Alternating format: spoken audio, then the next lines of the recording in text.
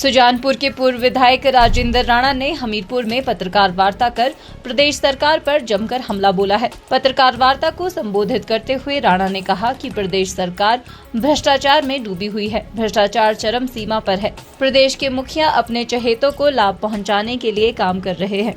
राजेंद्र राणा ने सरकार पर आरोप लगाते हुए कहा कि सरकार ने वरिष्ठता को नजरअंदाज कर असंवैधानिक तौर पर पदोन्नतियां अपने चहेतों को दी है। राणा ने मुख्यमंत्री पर गंभीर आरोप लगाते हुए कहा कि मुख्यमंत्री ने अभी तक ये स्पष्ट नहीं किया कि ज्ञानचंद ज्ञानू के साथ उनके क्या संबंध है और 5 स्टार में क्यों रुकते हैं।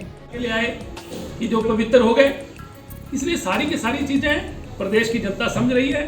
मुख्यमंत्री के पास इस बात का कोई जवाब नहीं है कि वो 5 स्टार में क्यों जाते हैं।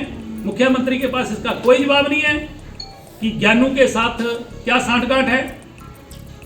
इसलिए बहुत सारे ऐसे इशू हैं जिनके लिए अभी तो मैं इतना कहूँगा, बाकी किस्तों में बहुत सारी किस्तें अभी आगे आने वाली।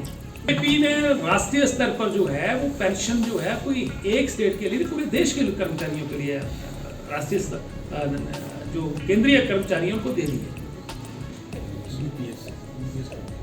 Universal pension scheme.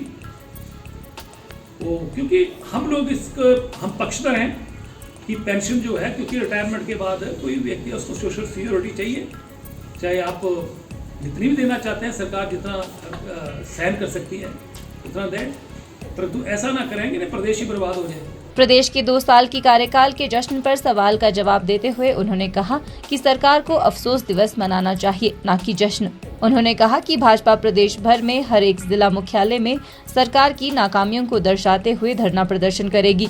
लोगों तक सरकार की जन विरोधी नीतियों को पहुंचाया जाएगा। कांग्रेस विधायक सुरेश कुमार के वुडविला मामले पर पूछे गए प्रश्न का जवाब देते हुए राजेंद्र राणा ने कहा कि ये 2008 का मामला है और उस समय की सरकार में इसकी जांच की गई थी, जिसमें उन्हें क्लीन चिट मिली थी। उन्होंने कहा कि अगर विधायक को लगता है कि इस मामले में कुछ तो है तो सरकार उनकी है, वे जाँच करवा ले। उन्होंने कहा कि वैसे भी सरकार झूठे मुकदमे बना रही है तो फिर एक और सही।